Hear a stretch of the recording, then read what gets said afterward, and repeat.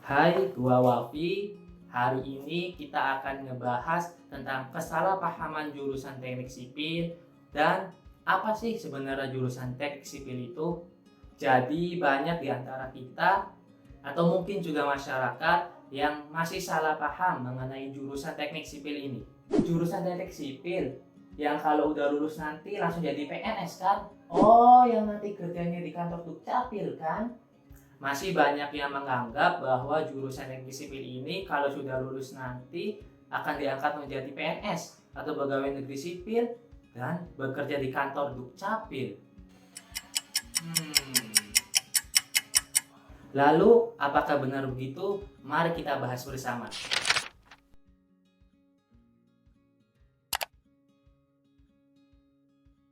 Nyatanya, anggapan itu tidak benar. Jangan salah persepsi karena ada kata sama-sama sipil dalam teknik sipil dan juga pegawai negeri sipil. Lalu kita serta-merta mengaitkan keduanya. Lulusan teknik sipil menjadi PNS. Perlu diluruskan secara singkat dan gampangnya begini, bahwa jurusan teknik sipil itu ilmu pengetahuan, sedangkan pegawai negeri sipil adalah jenis pekerjaan dalam suatu pemerintahan. Jadi keduanya tidaklah sama.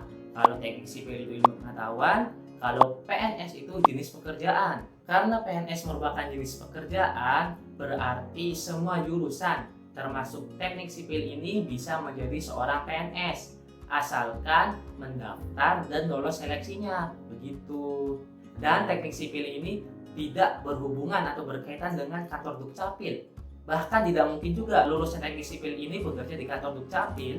Buat teman-teman yang belum tahu Dukcapil itu apa, Dukcapil adalah Dinas Kependudukan dan Catatan Sipil yang bertugas atau berwenang dalam urusan pemerintahan dalam administrasi dan pencatatan kependudukan sipil. Seperti itu. Nah, kalau begitu jurusan teknik sipil ini apa? Ilmu mempelajari tentang apa? Berhubung gue di sini juga seorang mahasiswa teknik sipil, jadi gue sedikitnya bisa sharing kepada teman-teman gimana jurusan teknik sipil itu apa. Ya walaupun gue bukan orang yang paling ahli atau orang yang paling pro dalam dunia teknik sipil, karena gue juga termasuk baru terjun dalam dunia teknik sipil ini. Buat teman-teman teknik sipil yang lain, barangkali ingin berbagi cerita atau sharing pengalaman, boleh komen di bawah ya, biar kita sama-sama bareng bahas jurusan teknik sipil ini, tentang belajar tentang apa aja, yang ilmu dipelajari apa aja, dan bagaimana prospek ke depannya, biar kita sama-sama gak salah paham lagi. Sebelum itu, perlu kita pahami bahwa jurusan teknik sipil terdiri dari dua kata, teknik dan sipil. Dalam Kamus Besar Bahasa Indonesia, teknik berarti pengetahuan atau metode dalam membuat sesuatu berkenaan dengan hasil industri, bangunan atau mesin. Sedangkan sipil yaitu berkenaan dengan penduduk atau rakyat yang bukan militer. Dari pengertian tadi bisa dikatakan bahwa jurusan teknik sipil ini ialah jurusan yang mempelajari pengetahuan atau metode dalam membuat sesuatu yang berkenaan dengan konstruksi industri atau bangunan yang kaitannya dengan penduduk atau rakyat. Makanya kita yang jurusan teknik sipil ini belajar bagaimana cara merancang bangunan, bagaimana membangun bangunan itu agar kuat, kokoh, dan layak huni, sampai bagaimana memelihara bangunan itu agar awet jika sudah jadi. Nah, bangunan ini nggak hanya rumah atau gedung-gedung aja, tapi banyak banget kayak jembatan, lapangan terbang atau bandara, menara, bendungan, pelabuhan, drainase, jalan raya, jalan tol, sampai jalan kereta api itu masuknya tanahnya teknik sipil. Jadi teknik sipil ini luas banget. Nah, bisa dibilang semua konstruksi bangunan yang kaitannya dengan rakyat sipil itu masuknya dalam ranah teknik sipil. Nah, banyak juga muncul pertanyaan kayak gini. Bang, lalu apa bedanya sama arsitektur? Kan sama-sama merancang bangunan juga. Gua juga nggak tahu secara pasti gimana kuliah di arsitektur. Tapi yang gue tahu perbedaan dasarnya kayak gini. Kalau di teknik sipil itu kita lebih memfokuskan kepada struktur daripada bangunannya itu sendiri. Lebih menghitung bagaimana kekuatan strukturnya dari sebuah bangunan. apakah bangunan tersebut mampu berdiri dengan kokoh, menahan berat bebannya sendiri, mampu berdiri menahan beban-beban yang bekerja di dalamnya, kayak beban mati, beban hidup, beban angin, beban gempa, dan lain sebagainya.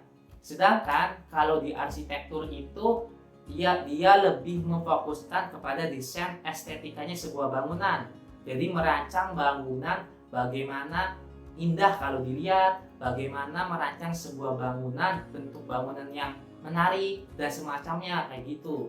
Jadi secara singkatnya gini, kalau teknik sipil itu perhitungan strukturnya, kalau arsitektur itu desain estetikanya dari sebuah bangunan, begitu. Seperti yang udah gue bilang di awal tadi, kalau teknik sipil itu mempelajari tentang konstruksi dan struktur dari sebuah bangunan, mulai dari perencanaan, pelaksanaan, sampai dengan pemeliharaannya. Jadi kita belajarnya nggak jauh-jauh dari 3 hal tadi. Tapi di sini gue akan spill sedikit mata kuliah apa yang ada di teknik sipil. Nah, di semester awal-awal tuh kita masih belajar tentang pengetahuan umum dan dasarnya. Kalau di gua ada keagamaan, bahasa Indonesia, bahasa Inggris, fisika, kalkulus, analisis struktur, menggambar bangunan atau gambar teknik. Nah, di teknik sipil juga kita belajar tentang menggambar, tapi menggambarnya bukan gambar arsitektur, melainkan gambar teknik. Di sini kita lebih menggambar bagaimana perencanaan dari sebuah bangunannya. Kayak nanti kita menggambar denah, menggambar tampak depan, tampak belakang, samping kiri dan kanan, gambar potongan, memanjang dan melintang, ataupun gambar rencana, kayak rencana kolom, rencana fondasi, elektrikal, plumbing atau perpipaan, dan gambar detail-detail yang lainnya. Jadi di sini kita nggak menggambar bagaimana membuat bentuk bangunan yang indah, kita nggak menggambar gimana merancang sebuah bangunan yang estetik kayak gitu, enggak. Kita lebih kepada perencanaan konstruksinya dari sebuah bangunan kayak gitu. Jadi buat teman-teman yang nggak terlalu jago gambar itu nggak masalah. Yang penting teman-teman bisa gambar, karena tadi kan di teknik sipil itu gambarnya gambar perencanaan bangunan, bukan gambar keindahan dari sebuah bangunannya.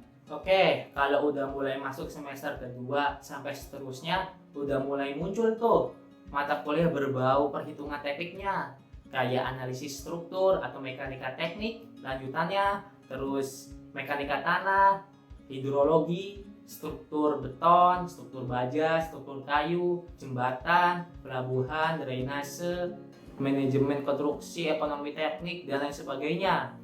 Sebenarnya mah banyak yang akan kita pelajari. Cuma di teknik sipil ini kita ada 5 cabang, atau kita sebut 5 penjurusan lagi. Kayak dokter lah, ada spesialis-spesialisnya kayak gitu. Jadi nanti kita milih ke cabang yang mana, kita akan belajar lebih lanjut tentang cabang itu. Kita belajar lebih dalam lagi tuh, lebih rinci lagi tentang cabang yang kita pilih nantinya. Oke, yang pertama itu ada struktur bangunan. Sudah jelas dari namanya, nanti di cabang ini kita akan memperdalam lebih lanjut lagi tentang struktur bangunannya. Entah itu rumah, gedung bertingkat, jembatan, hotel, pelabuhan, dan lain sebagainya. Nah, jadi kita kalau mau bangun sebuah bangunan itu butuh dimensi kolom berapa sih, balok berapa sih, fondasinya kayak gimana, dan sebagainya. Itu semua nanti kita perhitungkan agar bangunan itu bisa berdiri dengan kokoh. Makanya nanti kita juga belajar nggak hanya perhitungan strukturnya, tapi juga material dari bangunannya juga, kayak beton, baja, kayu, dan sebagainya. Lanjut, yang kedua ada geoteknik. Nah, di geoteknik ini kita belajar tentang karakteristik dan struktur dari tanah atau buminya gitu. Ya kan selama ini kalau mau buat bangunan itu pasti berdirinya di atas tanah. Nah, sejauh ini kan nggak ada tuh sebuah bangunan yang melayang gitu, nggak nempel di atas tanah. Pasti kan nempel di atas tanah.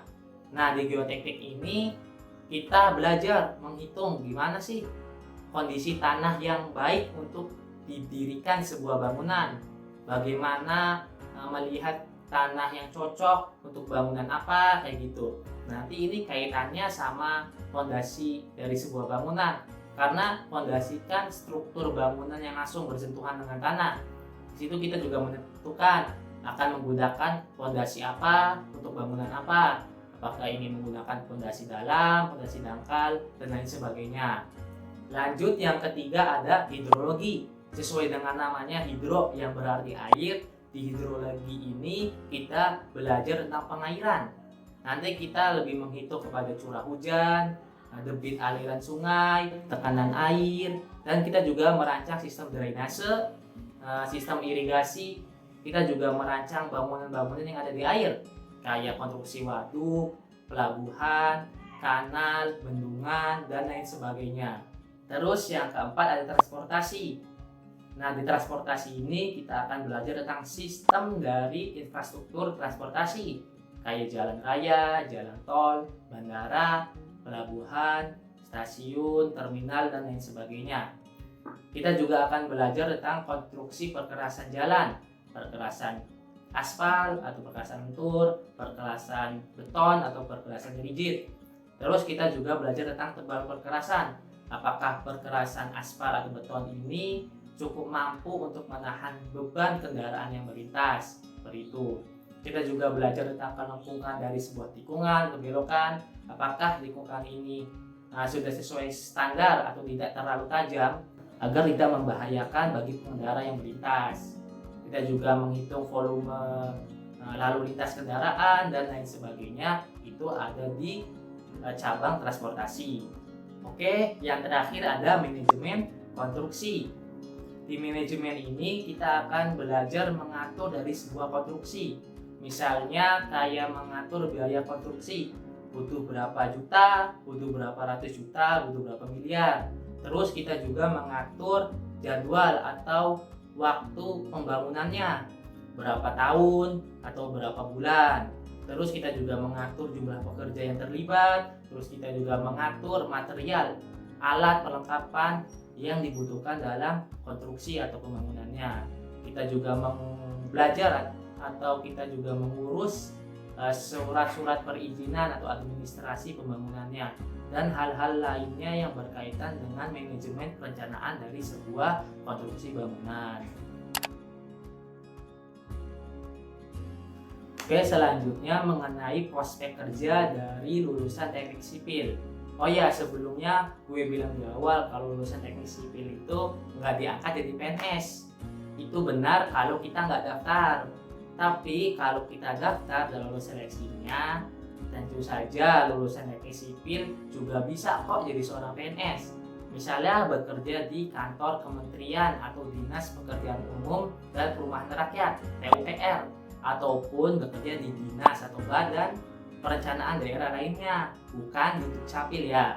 Selain itu juga lulusan teknik sipil ini bisa bekerja di BUMN.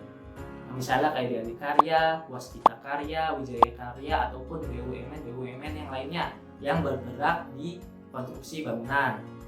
Atau teman-teman mau kerja di proyek pembangunan juga, misalnya kayak jadi kontraktor, jadi pengawas, ataupun jadi konsultan juga bisa. Nah, nanti konsultan ini akan banyak macam-macamnya, misalnya kayak jadi konsultan tanah, konsultan struktur, konsultan sumber daya air, ataupun konsultan yang lainnya. Nah, sebenarnya banyak sekali sih. Nanti teman-teman bisa cari referensi lain tentang prospek kerja jurusan teknik sipil ini. Soalnya gua nggak bisa sebutin satu persatu di video kali ini. Pokoknya lulusan teknik sipil itu sangat menjanjikan menurut gua, apalagi perkembangan dunia konstruksi itu akan semakin berkembang dan maju, yang mana lulusan teknik sipil ini akan semakin banyak dibutuhkan. Oke guys, mungkin segini dulu penjelasan gue tentang jurusan teknik sipil. Semoga dengan adanya video kali ini bisa membuka wawasan teman-teman dan juga menjawab kesalahpahaman teman-teman tentang jurusan teknik sipil ini. Terima kasih buat teman-teman yang sudah menonton, dan terima kasih juga buat teman-teman yang sudah mendukung channel gue ini. Gue Wafi dan sampai jumpa.